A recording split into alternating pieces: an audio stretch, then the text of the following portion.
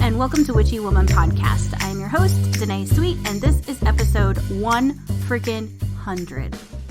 Today, to celebrate our 100th episode, I thought it'd be fun to have Brad on. He hasn't been on in like forever, and I had posted all over social media to send in your questions that you have for me and or Brad, and we will answer them on this episode. And honestly, I thought we had like 20 minutes of content, and it ended up being over an hour. So, you might want to like sit back, go grab a cup of coffee or a pop or something, because you're gonna need to like sit down for this one, because we go into all kinds of subjects. We talk about crystals and witchcraft. We talk about what it's like to be married to a witch. We even talk about beans and poop and like naked Sundays, that kind of stuff. So go ahead and pause this really quick, go get some snacks, something to drink, sit down, buckle up, because this got weird. Okay, we're going to start out with the coven questions. Hello. Okay, I'm going to start from the bottom. Did you ever second guess yourself due to previous religious upbringing? That was for me. Mm-hmm. I'm going to ask you the same question, though.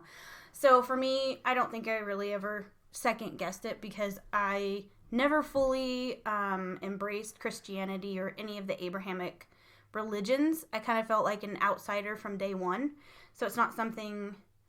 My path isn't something that I second guessed. I do second guess my own abilities sometimes, and that's when, of course, spells will flop, and I don't get done what I need to be done, or need to get accomplished during spell work when I have those mental blocks. But I think that's normal for just about everybody in any profession. You're going to doubt yourself at some point or another. So let's just ask, how did you grow up? What was your religious upbringing? Mine was straight up Catholic. We did all the Catholic things, the catechism, all that stuff. And I always just felt uncomfortable there. Right. I mean, it was neat to learn about certain things, but it was, it was more like they're trying to make me believe the same thing. I always felt uncomfortable. Yeah. It was weird. And that's kind of how I always felt like it was, I ended up feeling bad during, especially Bible school, because like my peers, the people in my class, like my classmates, we had small classes, by the way, guys. Like, I think I had, by the time, I want to say like grade school, we had 10 kids in class, and that's about it. So everybody went to Bible school at that Baptist church, and I could, like, everybody was learning the Bible verses and really getting into it, and it never clicked for me. So I always felt like, the weird kid in the corner that didn't really get it. Oh, yeah. That's like high school, with youth group and all that stuff. I went to that for a little while just because my friends went, and then after that, I was there a couple times, and like, man, this is not where I want to be. So right. I just quit going. For me, that reminds me. So in high school, we had youth group. Baptist. It was supposed to be non-denominational, but the guy was a deacon at the church, at the Baptist church, so it's whatever. But when I remember going, I was probably a freshman or sophomore, I can't remember for sure. But at this point, I was already pretty interested in anything besides Christianity. I remember, like, he had this trailer house that's where he lived, and we all went to his house afterwards. And one afternoon after sports practice, we had youth group, and he was like, I want to talk to you guys about something super serious. And we're all like, oh God, like, who got in trouble? That's the first thing we thought. He turned out the lights, so it's kind of like wintertime, and it's dark. So he turned out the lights and had like flashlight lit, and he started talking about how there's a constant war between demons and angels on another dimension that we can't see, and that this was all happening while we're going about our lives, and we should thank, God and the angels for keeping us safe from the demons. And I remember thinking to myself, I want to learn more about that stuff. And everybody else was like, what the fuck? Like, this was, like, they were scared and, like, I don't want to be here anymore. And I remember, I'm like, I'm not coming back to this thing again because it was just a little weird. But I'm going to go get me some gargoyles and put them on my steps now. Exactly. I was like, that was, like, my first real interest in, like, the occult. Like, I had thought about different paths. I knew about Wicca, and that's the extent of the path that I knew about, but I didn't know there was all this other stuff. But I remember thinking, ooh, that intrigues me. That was like, to me, it was like a little breadcrumb from Spirit going, hey, this is interesting to you. You should follow it. And I remember looking up demons or trying to look up demons and stuff like that in the local library, which is also just ran by very religious people, so it's not like you could find a bunch of that stuff. But I remember going and sneaking the books and hiding in the back and trying to read about, and most of them were biblical or Christian books about, you know, good and evil. But for me, that's where it started. So thank you, Luke, youth group. Yeah, we didn't have Netflix back then, so you couldn't just run home and put Charmed on and watch it for days. No, like I do now. Right. So youth group technically brought me to the occult. All right, cool. Question 1, done. Done. You ready for the next 50? Yeah. Okay, so there was a question on Instagram. Hang on. Because there's one on Instagram that kind of goes along with one on in the Coven. So it says for you, Brad, have you ever performed a spell or ritual with your wifey? No, I have not. Okay. The second part of this is, have you ever wanted to? No, I have not. No, I just it's her thing. It's not my thing. It's her thing. If she asked me to, depending on the day, I may be like, all right, I'll check it out. But I'm not going to promise I won't feel as weird as I did in Catechism. Well, yeah. Yeah. And that's part of the reason I don't like, to me, it's like it's an unsaid thing. Like, this is an open door. If you wanted to learn about this and do this with me, I would be like, yay, this will be fun. But I don't know if I would, though. Like, yeah. I watched the emotional roller coaster, and I'm like, I like to just be, like, straight emotional. Oblivious. 2x4. He's talking about, like, me going through spiritual awakenings, train, and all of the BS that happens when you become open to this stuff, become open to your spirituality and guides and all this stuff. Like, it is a crazy roller coaster of crap sometimes. Yeah, it's a lot of fun. Yeah. But I do have to say he does support me really nicely, even if it's like throwing a candy bar at me and sticking like a Dr. Pepper next to me while I'm, wallowing on the couch. Yep. That's because I need one too, and I don't want to get my ass kicked for not. That's not true. I really want a candy bar now. Yeah, thanks for that. Sorry. Okay, next question. Okay, what spell, act, premonition, etc. made Brad realize that you were the real deal? Oh, is that one of the metaphysical shows? There was a girl had come in, they'd walked by a few times, and she really wanted to get a reading. And her mother was kind of like, well, that's just ridiculous. It's just a joke. Kind of acting, yeah. you know? Oh, yeah. And so anyway, her mom went the other way, so she comes back and goes in and gets a reading. And I wasn't emotional. there, but behind the curtain, I was trying to, I don't know, sell things, I guess. Well, yeah, you were in the front selling stuff, and my booth was like 8x10, so it's like you were like 2 feet away. Yeah, and I could just overhearing. I wasn't trying to listen in, but then after a while, I'm sure I was, because I'm like, wait a minute. And it was pretty cool, because it was, the things that you were saying was just hitting this girl so hard, and it was like spot on. So I guess that was probably when it really was for real. That's for me. That's what that's the only time you'd really seen it or seen me do my thing as far as mediumship goes. Right, and I'd heard you talk about it. Right. But if you're not, I don't know, seeing, hearing is believing, I guess. Oh, yeah.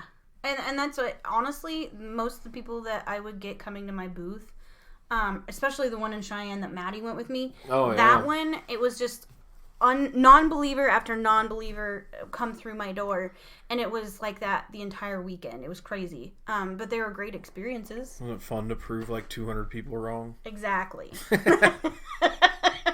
Take that, suckers. Take that. No, it's giving them hope. That's what, to me, it's like they come in and they're sad because they have a loved one that has passed away, and they're like, this isn't real, it can't possibly be real, but in the back of their mind, they're like, God damn, I hope it is. And then when you give them like evidential, the evidential mediumship part of it, where I give them proof of their loved one being present, that's when they're like, oh my gosh. And to me, that gives them hope. Well, yeah, and it also gives them another place to turn besides just going to church. Exactly. And hoping. That's where the hope is. But I mean, I think so too. They go somewhere else and they're like, oh, wait a minute. Yeah. We're going to actually do a little communicating type deal. You know? And it gives them the freedom to communicate themselves. I always tell them, like, if you're missing your loved one, just start talking out loud to them. Chances are they're going to hear you, and it's therapeutic for you. It feels good. I've talked to my beloved dead plenty of times. I do that myself, I don't just read for other people. I talk to my beloved dead when I'm by myself. Okay. Yeah, and I'd hope what they'd say would mine would be like, make me feel better, but they're probably just like, stop being a pansy. Stop!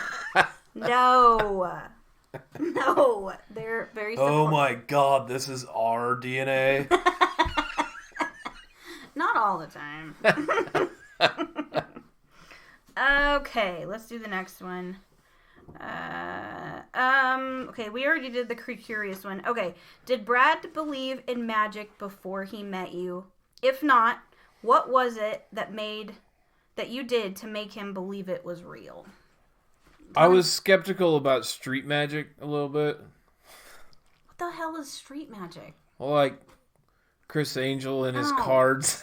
Okay, has nothing to do with street magic. She is asking about an actual spiritual practice, you turd. But I believe in Chris Angel now. No one believes in Chris Angel. See what I have to deal with? So anyway, yeah. It was probably not too long ago. Yeah. With the helping out a family member that was getting treated poorly by someone. And something with a jar and things put in it. Kind of pushed karma along. It sure did. Yeah. That's the first time I've seen you look at me like, oh shit. Yeah, I was kind of like, oh shit. But I mean, I'm not scared of you. I can fix that. But yeah, only thing I was worried about. I didn't know. I figured you knew because otherwise you wouldn't be doing it, like the reverse karma. Yeah, or I guess I don't know how you'd say it. I guess reverse karma or. You mean the kickback? My jar, the bad. Yeah, bad jar? yeah. Yeah, that was a you reap what you sow type of spell, and that person reaped a lot of shit. Well, yeah, and I understand. So they got back a lot of shit. Basically, it's a really nasty return to sender type of thing done, for someone else. So it's you petition. Yeah. Anyway. Oh, so that's where it's forgiven, basically. No, it's not a forgiven thing because I don't believe in Christianity and I don't need to be forgiven. Bam.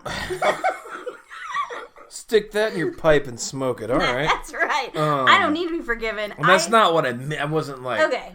So, you can be forgiven in something that's not... Yes. You know what I mean? So, you're thinking of religious. Ill effects from spells. Right. So, ill effects from doing baneful magic for me, I give a personal sacrifice of myself. I'm not going to say what it is because it's my special sauce.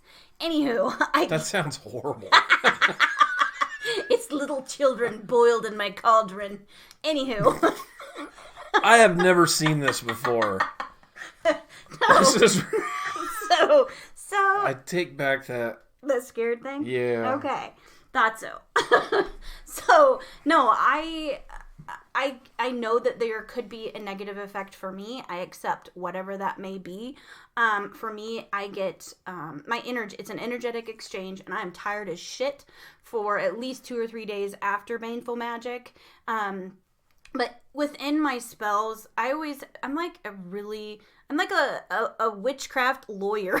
Like, I always put things in my spell to make sure that it does not double back and whack me in the face.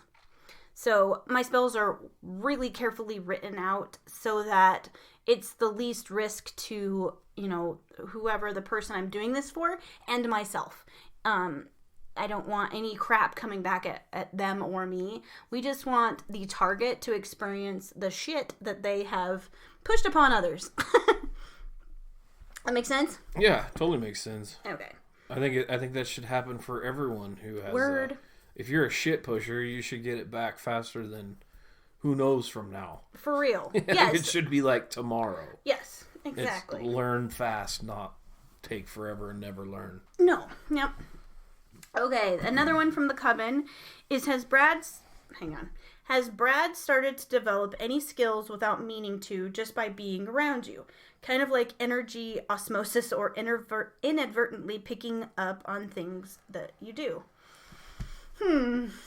I do know you're way more open now to things like the moon and the effects of eclipses and things. I think now I just know what it is.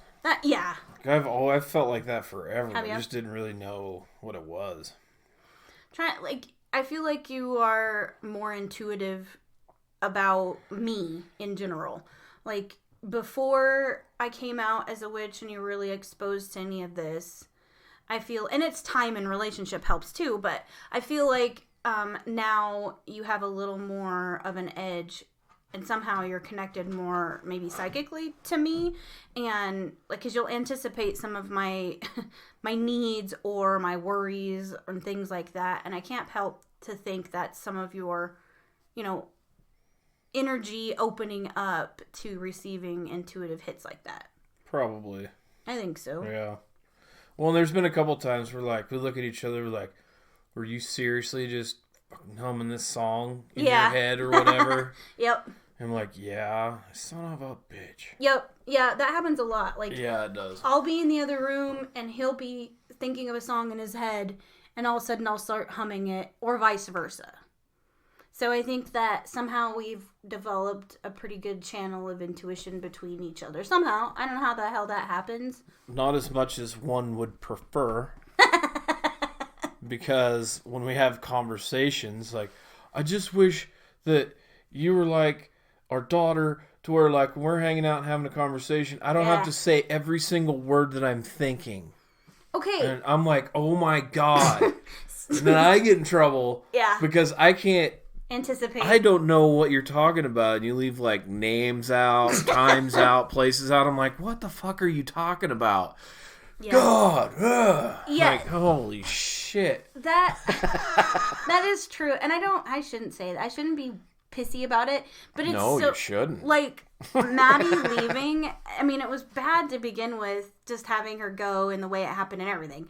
But she, like, for those of you that haven't heard us talk about it, Maddie and I have a really strong connection to where we hear part of our sentences. Like, I will hear her say that first part of the sentence and I'll just finish the rest of it. Or she'll look at me and go, oh, you want to go do that? Yep, I do. And we just can communicate that way. It's one thing to finish someone's sentence. It's another thing to figure out what exactly they're talking about when the first parts of it are left out and names. And I know. I'm like, yeah, I'm losing that battle. Okay, we had to take a little pit stop. We're back. Okay. Yep. Okay, so next question comes from a DM. What is the best and worst thing about being married to a witch? Oh, man. I don't know. The worst thing is the emotional roller coaster. Okay. I think. I think part of and, I mean, you got a lot of things going on. This is true. I don't know if it just has to do with a witch thing or just like having the whole podcast itself and then it's a lot. It's a lot of stuff. Yeah. I think that's probably the hardest part. And I think part of the emotional thing for me, though, is that the empath part is, for me, managing being an empath this year has been really, really hard. Right. And, you know, I felt like I was a pretty healed and well-managed empath until, you know, 2020 hit. So it has been an emotional fucking shit show. So I think that if I've learned a lot about how to try to control the worst of that being an empath, but I'm definitely not like completely healed and able to just function normally all the time. So I know that's part of the emotional roller coaster that you're talking about. Right. And actually, I don't know, maybe wanting to watch all the supernatural shows might be worse. It's the worst. I will watch anything if it's like paranormal, spooky, occult. I know. I want to know all the things. Honestly, I've never been into those like heavily. I like them, but like 47 movies in a row. I know. It's a few too many. I did watch. It's not bad. It's just different for me, I guess. It'd be like me having to watch the Trailer Park Boys over and over and over and over and over. Understood. And over. Understood. Totally understood. Okay. We're on the same page. I'm not calling it out. I'm not trying to be an ass about it. So, what's the best part? The best part? I don't know. I don't know, like, where I honestly don't know. You don't know? No. Maybe part of that is because I don't really tell you all the things I do around the house or to our lives or for us using what I'm really quiet about it, honestly, guys. I don't like let him know, hey, today, you know, I felt like you had a blocked whatever, you know, and I did Reiki for you while you slept. I don't tell you those things because I don't feel like you care to know sometimes. And like clearing the house and energetically keeping it, you know, high vibe, that's something that I do that it's not like I tell you. Yeah, and that's appreciated. I mean, I know you do that. You right. Put the things out to keep the things out. And, right. You know, whatever. And that's awesome too. But I guess really, like you said, you don't tell me all the things, so it's hard for me to be like, I don't know. The best part about being married to a witch is the big pot and the brew and the giant cauldron of children and the boat or the steering. Yes, if you can get me one of those to put outside, I would be so fucking happy. I would. Oh god, that'd be great. Okay, so the next one is kind of along the same lines. What's the worst and the best of having your wife do a podcast? Let's start with the best since the worst is so easy. Okay. Well, it's just like life. It's always easier to pick out the worst things over the best things. I know. The best things is like, I don't know, it's cool she has everyone out there listen and support and all that stuff. That's fantastic. Mm-hmm. You have have your path. Yeah, I feel like this is my purpose. It's weird, like podcasting, but yeah, because when you first started talking about this, you're like, oh, I don't know, and yeah, I mean, it took quite a while before you were like, you know what, fuck it, I'm gonna do it. Right, it did. And now that you have, it's pretty awesome, and I mean, I love that it helps people that are like in your same situation. Yeah, be themselves. Right. They can go be themselves. Yep. Which is great. Cool. So what's the worst part? The time consuming. People don't think that this is so... I don't think that a lot of people realize how much goes into doing a podcast and really going all in with it either. Oh, yeah. And literally, also at nighttime when I get home from work, we sit down, we just like... might sit down and like hang out and connect after the end of the day. It's like we watch TV and we talk to each other. Yeah. A lot of the time, she doesn't have the time to put her phone down because of all of the social media things going on that involve the podcast. Yeah. And the people that are involved in the Coven and everywhere else. Right. Which is totally fine.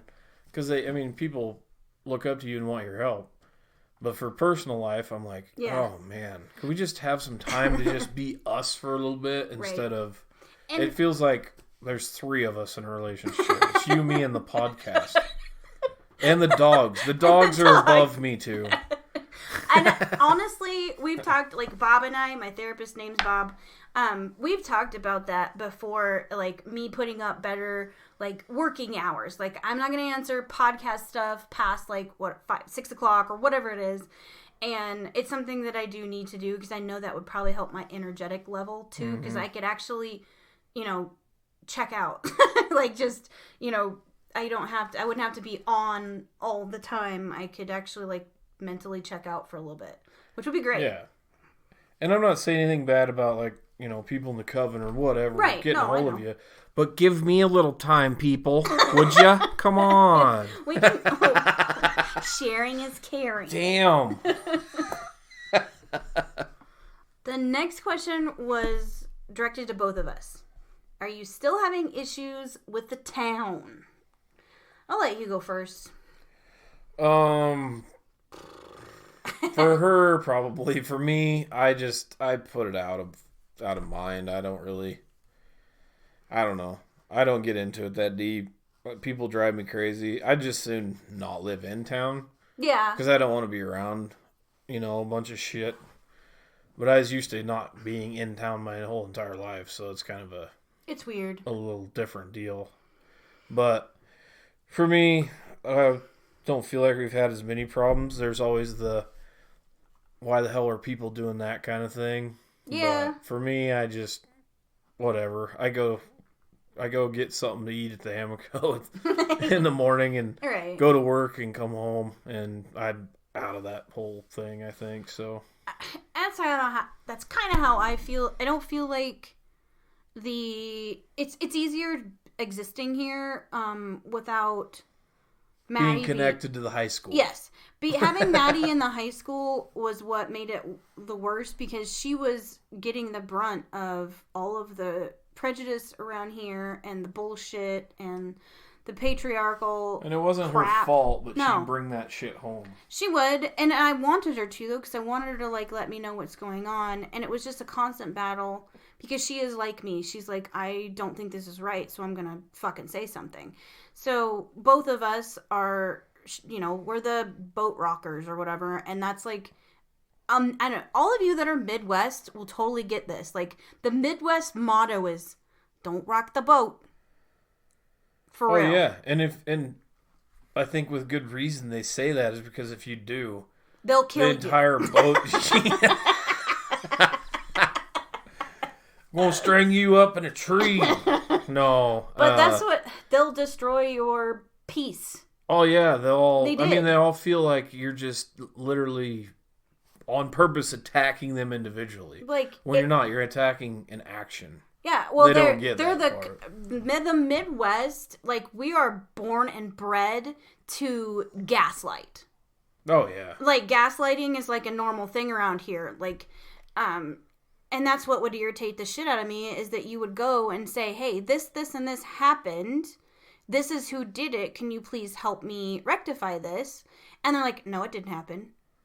Like, are you shitting me? We have text, we have video, and it didn't matter. They always would just say, no, that's not actually what's happening. And that was what was frustrating. But as of right now... There's only very few of us in Pleasantville that have turned to color yet. The rest are in black and white. Oh, for sure. We're in the gray area. Yeah. They're still in the black and white. This is true. Yeah, lately it's been fine. I don't go... You know what? The best thing about COVID has been that I have learned to exist in this town without interacting with anyone. And to me, that's been the key, is just not unless they actively go, just... That was Pablo. He touched his ear. I touched his ear. He flipped out. God. It's okay, boy. You're fine. So yes, I think that just not engaging has been the best course. If somebody were to harass me or start it, you damn Skippy, I will say something. But as of right now, I just ignore it. Yeah, it's just easy to ignore shit. Yeah, and then I'm not being... It is. Yeah, and I'm not being like... I'm not turning the other cheek ever. No. But the harassment has pretty much just gone away. I'm sure people shit talk, but they're no longer like breaking into our backyard or doing shit or driving around the house and honking, and that stuff has stopped for them, that I know of. Yeah. So that has been the blessing that is COVID. Absolutely. The kids had to stay the fuck home. Right. Okay. Next question. Somebody asked, how is Maddie? She's fine. She has realized a lot of what happened earlier when she left the house in the crappy way that she did. I think she realized how bad that was and that she was brainwashed by that family, and she has kind of admitted some things, and tried to make amends in her way, I guess. She did the one day. Yeah. She did for sure. Yeah. She's like, I know, I totally I fucked up. Yeah. And I was in a spot where it wasn't good. No. And like now she calls me on her lunch hour most of the time, and we talk 2 or 3 times a day, and everything is for the most part back to normal as far as like family interactions and whatnot. So, but she's doing well. She has a job. She's getting her own apartment soon. So things are looking much, much better. Yeah. So I'm thankful for that. As long as we can keep her In line. on that path. She is a lot like me when I was young, and all new experiences seem like a really great idea. And a big deal. Yes. So. I'm too humble. It drives me insane.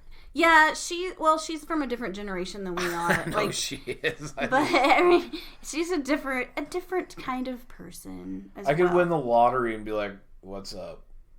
Oh, I know. I would have 1 million ponies. And I would have $1 million. Actually, if you had 1 million ponies, I would have $0 million. We would have $0. That's why I'm not telling you. I know. Like, I don't think I'd ever know. If I ever win, it's going to be Mama Don't Know money. Oh. You know what I should start doing, guys? I should just start put a jar on my shelf with his name on it. Just an empty jar with his name on it. I will throw that jar out in the street. And just like, hey, just so you know, I'm locked. And I could load. That is exactly the time I start acting like Schmidt. From New Girl. I love the new... we just finished it again, and I miss it already. I love Jessica Day. Because your weirdness peaks at the same point. It kind of does. Yes. Yeah, it kind of does. Okay, next question. Does Brad believe in the energy of crystals? Yes, I do. Like when we first started, you started introducing that stuff to me. It was kind of hard to tell until like on the smaller pieces. Yeah. When we went to the Denver Gym Show for the first time and got to them big gigantic quartz and stuff like that. Yeah. And the tingle, it was crazy. It was crazy. The amount of energy coming off that shit at the gym show is absolutely insane. Yeah. I missed being able to go there this year. Fucking COVID. Goddamn COVID! It has its ups and downs. It does. It's definitely, I missed it. Yeah, I don't know. There was that, and then I guess maybe before that there was some of the... Oh, my spheres. Your first sphere. Yeah, that was probably when I actually really noticed it. Was that before the gym show? I think you got it at the gym show. Was it? Was it? No, that was South Dakota. That's right. We got it up in Hill City. Yeah, you got a big... It's huge. It's a orange calcite sphere. Yeah. And it is beautiful. Because I had that one, and then I can't remember the other one you got for me. It was smaller. Oh, yeah. But it was weird. If you held one in one hand and the other in the other hand, I'd do it at night. Mm-hmm. And I don't know if this was a pinched nerve. but one hand and arm would tingle, and then you could swap, and it would do the same with the other arm. Yeah. It was like a current cool. or something. Yeah, some that was kind of current. It was awesome. awesome. Was it the jade one I got you? I can't remember. I think it was. I think it was been. the jade and the calcite. Calcite, yeah. Yeah. I love that calcite is beautiful, by the way. But sitting in the big God. gym show's insane. If you ever get a chance to go. Go, yes. It's Once awesome. COVID is over, find a way to get to one. And go ahead and eat the friggin' grasshopper tacos. DaNae's still with us. They were delicious. It looked disgusting. It was delicious. I bought it for you without you knowing, but it looked I gross. did. Cool, because I said I would eat, if I ever had the chance to eat bugs, I would eat bugs. Yep. And I did. So this guy held her to it. Like, go get us some food. So I'm like, I'll go to the taco truck thing. I'm like, wait a minute. I was like, does it really actually have grasshoppers in it? I was like, yeah, they're legit. I'm like, I want those because somebody told me they would eat this shit. And I did, and it was good. Like, I think there were 2 of the little street tacos in there, and I ate it. It was good. Yeah, he offered it to me, and I'm like, no. They Mostly because I didn't want a leg stuck between my teeth. I didn't notice that. The thing I did notice is, like, they were covered in enough, like, taco seasoning and lime. I'm sure they were marinated. They were marinated enough to where it tasted really good. The aftertaste was like garbanzo beans. What's a garbanzo bean? Those are those little white ones that kind of taste dry. Like, I don't really like them in anything, but there's a couple salads that my mom just had to put garbanzo beans in. And honestly, I think it's because she liked saying garbanzo beans. And honestly, I hope that's how you say it, because that's just how she said it. So it might not even be garbanzo beans. That shit would be funny. It could be something different. Somebody gets on the thing. Right? Like, hey, dumbass. Hey, dumbass. Yeah, that's not what it is. So if you know... Garbanzo beans. If garbanzo beans are, like, real, or if I'm just... My mom made up some shit, let me know. Yeah, love to hear back on that. Yeah, it could be, like, they're just fucking white beans. I don't know. They look... No, they look like a little tiny, like, round. They look like a turd that got pinched off. Like, you know what I mean? You know what I mean? Like, it looks like a little round thing with, like, a tip on the top. Like, you know what I mean? I think you may have just lost listeners. I'm pretty sure they're like, we went from Witchy Woman podcast to poop beans. To poop beans. White poop beans. That would be interesting. Anyway. And no, we are not high. No. Holy shit. Yeah, if you know if those are real beans, please let me know. Yeah, that'd be great. Be like, okay, that's the thing that makes me call my mom finally. Yeah. God damn it, Mom! What? Those are white beans, dumbass. They're not garbanzo beans. Haven't talked to you in like 15 years. Right? Garbanzo my ass. Just hang up. It's just a bean. Click. Garbanzo beans are white beans. Click. I shouldn't even be laughing about this because it's really terrible. But it's hilarious. Oh, that's terrible. Oh, God. And what language would garbanzo come from? I don't know. She just said they were like, what is... Is that, like, Icelandic or what? Maybe. I don't know. Honestly, I don't know. Garbanzo. I'm going to check my cabinet and see if I have any for some reason. I will if I have them, I will take a picture and I'll put it in the group. I'm like, here, they're real. Is there an organ they didn't tell us about in health class? Maybe. Like, you have a kidney bean. Looks like a kidney. I don't know what my garbanzo looks like. That sounds dirty. That sounds dirty. Oh my God. To go back to health class. Apparently my garbanzo bitch to Mr. looks like Boots. a bean. Maybe that's what poop is supposed to be. That's your garbanzo. I don't know. They just call it a shit bean. It's a shit bean. A white turd bean. White shit.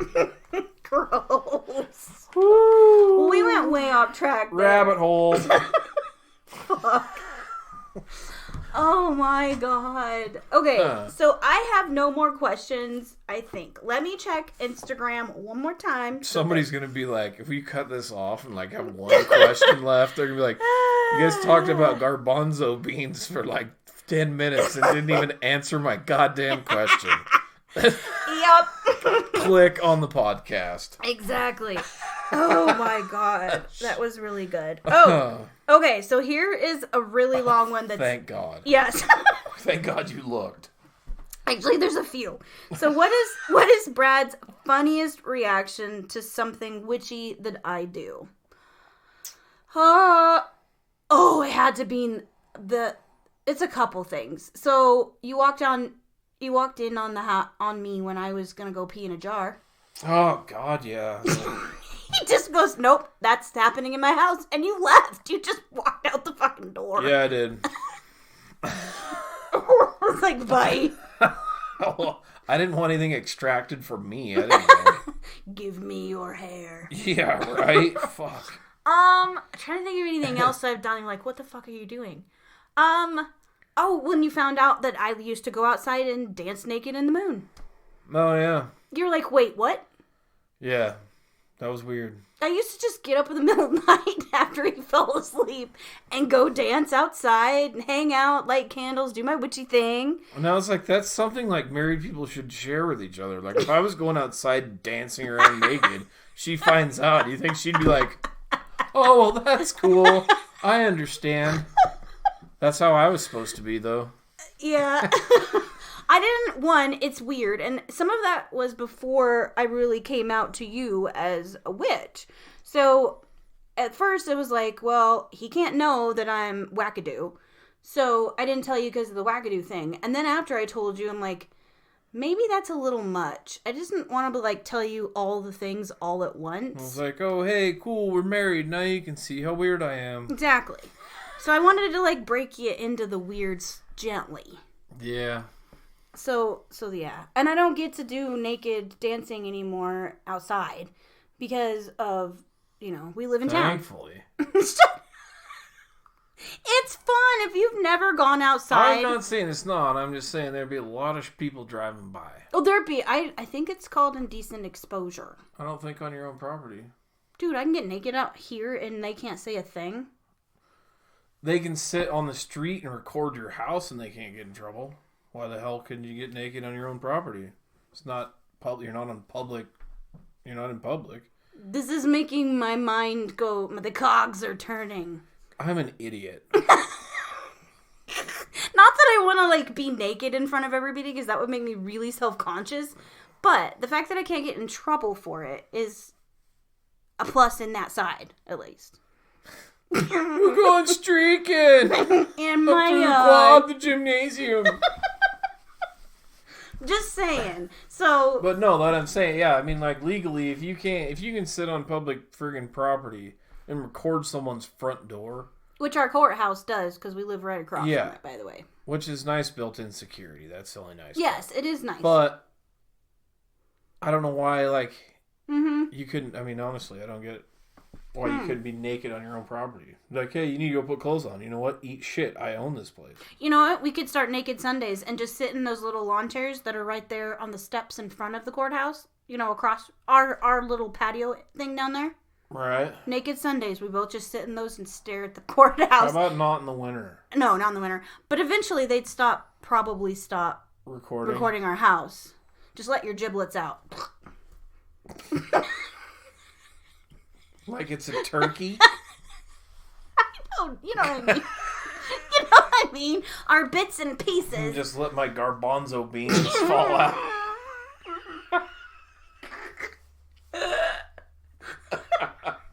Yes. No. No. Yes, Naked Sundays. It's official. Here. Yeah. I have not signed anything. I just think it'd be funny. Okay, wait. There was a really long one, so hang on. Okay. she said, first, says, sorry this is long and maybe too personal. Hey, it's not too personal. We talk about poop. Right. I know you struggle with mental health issues, but so do I. I have fibromyalgia, depression, anxiety. Okay. Those are just, how do you, DaNae, not give up on your crafts and beliefs? I've struggled for so long with my faith because of all of the issues. Do you ever have those moments, and how do you process them? There are times when I don't feel like I get into a depressive slump and I don't have the energy to practice. I don't have the energy to charge my crystals under the full moon. I don't have any energy to go to my healing altar and pray for everybody. There's definitely those moments, especially when, I don't know why the universe loves to do this, but I'm sure there's a biological reason, but I will have like my period, a lupus flare up, and a depressive slump, like all at the same time. And those are not fun periods for either one of us, because I know me being that way is hard for you. But those are the days that I just give myself time to not practice. It doesn't mean that I lost belief in what I do. It just means I don't have the energy to do it. And for a long time, I would just push through it and make myself do it. But then none of my rituals, like I would do like a full moon ritual, or for me, I love doing dark moon stuff. So I would go to do things on the dark moon, and I would just be going through the motions. And then after I was done, I'm like, that meant nothing to me. And it should. So it started to kind of take away from the meaning in my practice. So now, this year especially has taught me, if I don't feel like it, I just don't do it. And that's what's great about this path, is that we don't have to. There's no doctrine that says, if you don't do this, this, and this, and you don't say these prayers, in this order on these days, then you're going to go to hell. Like, we don't have that. So, yeah, it's a different book. It's a different book.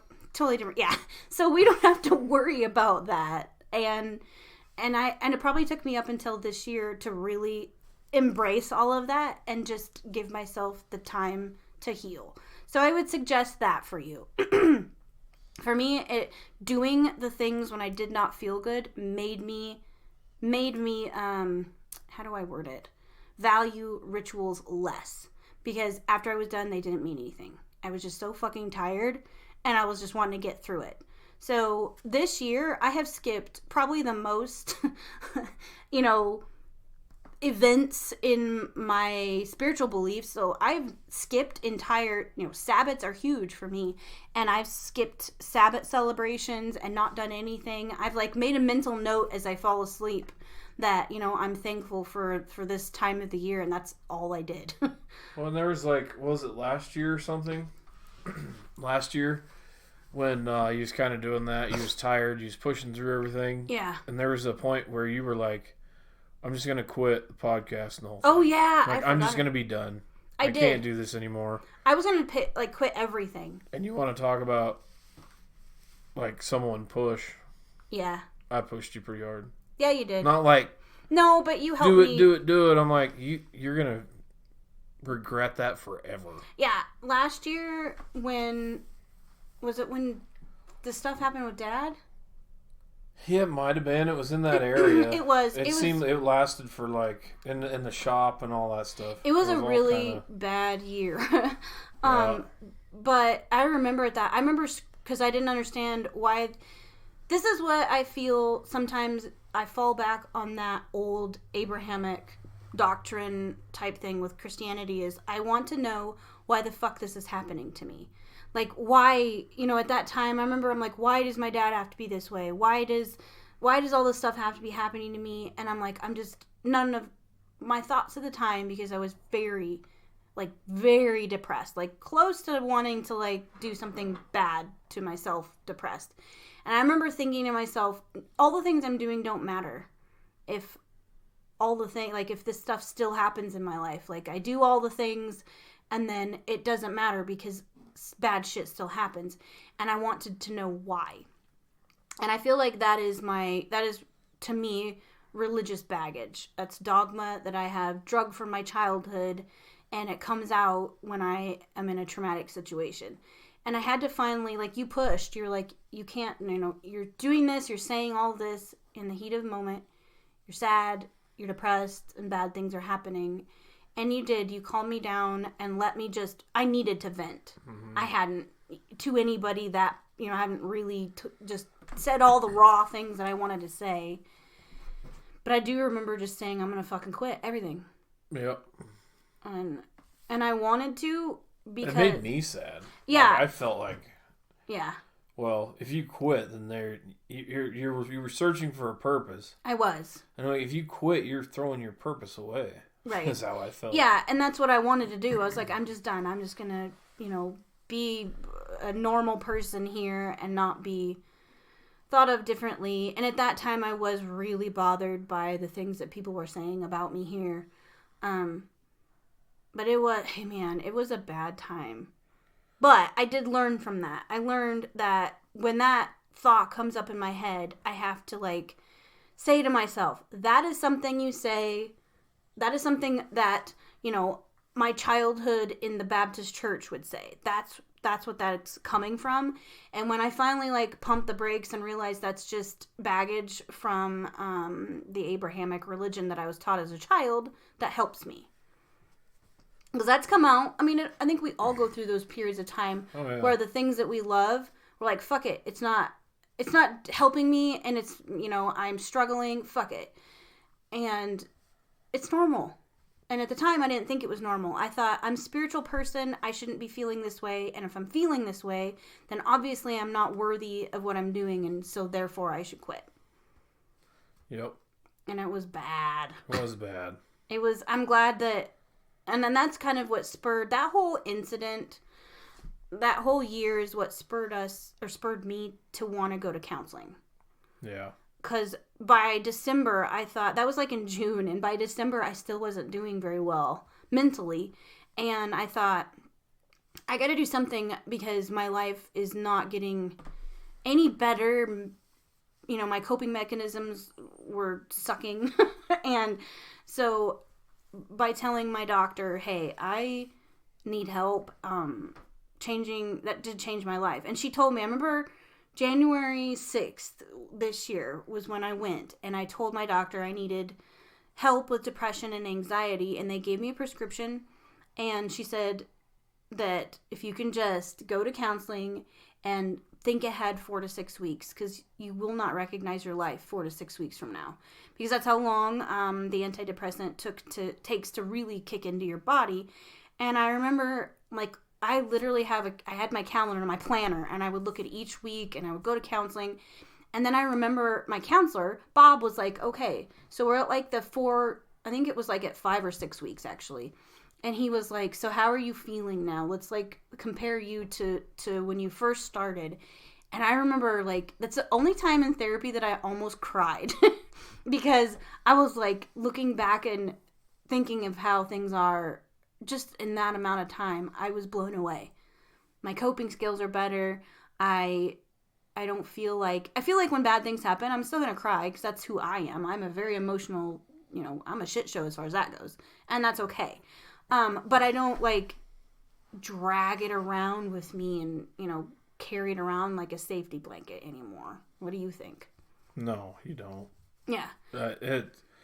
You're a hell of a lot different than you was.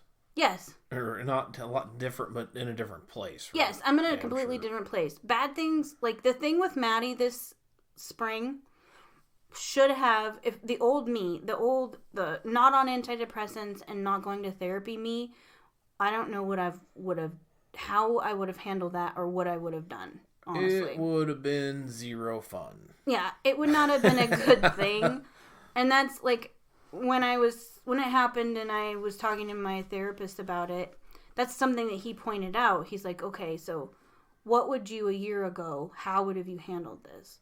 And I'm like, honestly, I don't think it would have been a good thing. I think it would have been way worse than what happened when my dad kind of went off the rails at me. Yeah. I think it would have been way worse. So I was able to get through this. So the person that initially asked this question, I would tell you, do what you can. And what you can't do, it's okay. We are human. We are not superheroes. We are meant to experience bad things because we're human. It's what unfortunately, we do. And then the bad things too. The best thing you can do is learn to let that shit go. Yes, and I was holding on to it. You can be angry or whatever, upset or whatever for a certain period of time, and then you just got to go, you know what? I can't live in that area. I need to move the hell out of that area and get and going. That's, to me, where counseling has helped, because it's for somebody that has depression or anxiety, just letting it go is not an option. It's something, It really isn't. But he has taught me ways to be better at working through that thing, the bad things, so that I can cope. So, like, when Maddie had the outburst and what she did in the spring, like, I was able to journal about it. I wrote letters to her that I never sent her, because those are the things that my therapist, like, instead of hanging on to it and wondering, like, just talking myself in circles, because that's what I was doing. I'd be like, she hates me, I'm a bad mom, what do I do? Then I would get mad. I can't believe she's treating me like this. And then it would go back to, but I'm a bad mom. And that thought process would go over and over. And he taught me that by getting some of it out because I like to write. So pen and paper to me is how I work through that and stop that cyclical thought process, and lets me get out of that. And that's what makes it so I can start healing, so that I can let it go at some point. Like, I can't tell you right now that I'm not healed, or that I am healed from what she did. I'm absolutely not, because when I think about it, it makes me want to cry. But I'm coping with it. Yep. And I'm little by little, like, forgiving her and forgiving me, because I felt a lot of it was my fault because I was a bad mom, or I didn't give her what she needed as a child. All those things I blamed myself for, and little by little, I'm able to kind of let go of some of that. In this moment of seriousness, how do you forgive someone when that's not your religion? What? You said earlier, I said something about forgiving. Oh, I was talking about Jesus. Like, people are like, Jesus, forgiving, and all that crap. No, not the same. Not even close to the same. No. I was thinking the same thing when I said forgive. Oh. Not the Jesus side. Oh, I thought you were talking about Jesus. So that's why I had to be a smart ass. Oh. Because I thought you were talking about get forgiven by Jesus or something. No. Yeah, we don't care. By yourself. Gotcha. Yeah. No, I feel it's important to recognize what I have done in Maddie's upbringing that wasn't right, because I didn't know. I was a first-time mom, and I was a single mom in a place I didn't... Like I said, nobody's perfect. Yeah. Yeah, so I did make bad choices. I did make some bad choices as far as, like, relationships and all that stuff, and I feel crappy, but I can't fix it. So what I've done in therapy and with my own shadow work is I write down the things that I think that I did that was bad, and then I try to reframe that. Okay, well, what did I learn from that? How did that help me? And what coping skill or what growth did that give me? Mm-hmm. Instead of thinking about all the bad. And that has helped. That way you can... Yeah, and that's how I... Get going. Yeah, that's how I can move forward. Yep.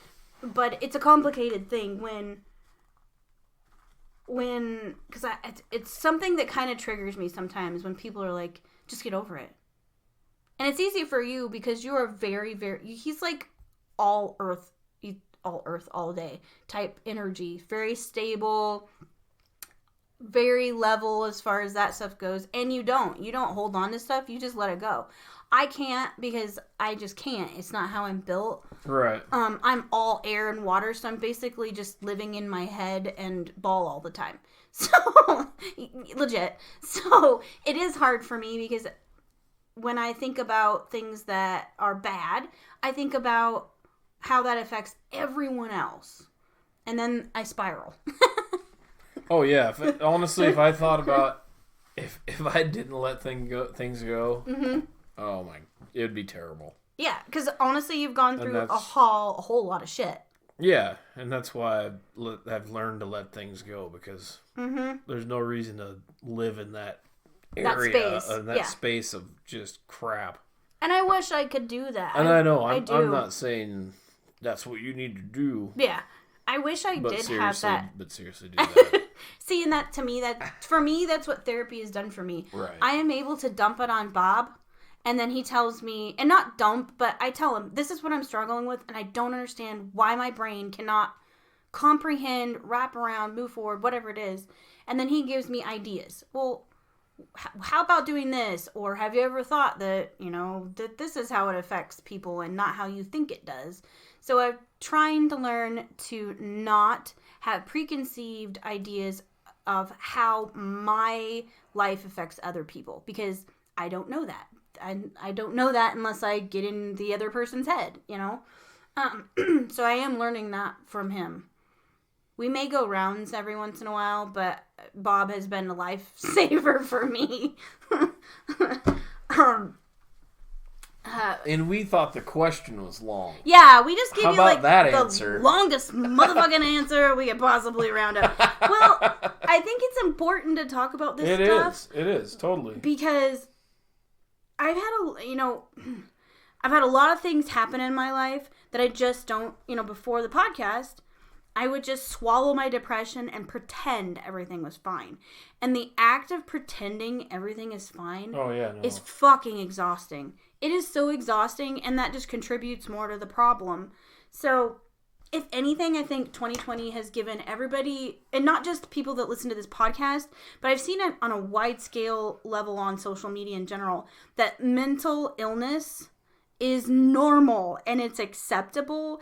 It is what it is, and that there are ways that you can help yourself this year for real. Like, I have not, in previous years, yes, I see it becoming more front and center and acceptable, but this year in particular, I think I saw more celebrities come out and say, hey, I have this or that, or people that are on social media that are influencers. I've seen them come forward and say, yeah, I go to counseling, I take antidepressants, whatever it is. I mean, honestly, if you're out there running around being like, oh, I don't have any mental things at all, you're plumb full of shit. You live in a, perfect world. Yeah, no, and that's not, and that's... we all have something. And that's something that is impossible. Okay, so we have this thing, okay. A perfect world is impossible. It is impossible. Improbable doesn't count. So we have this, fight over the word, or silent battle, quiet battle, let's call it that. It's not even that. So, improbable. You cannot... So things are improbable when they have a chance to happen. They're not impossible, because that's something that can never happen no matter what. But you know the definition of improbable?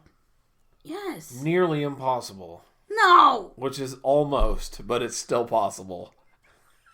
Help me! Help me! And it's improbable that I'll ever get you to understand that. I'm just smiling. Because he'll say something's impossible, no, that's improbable.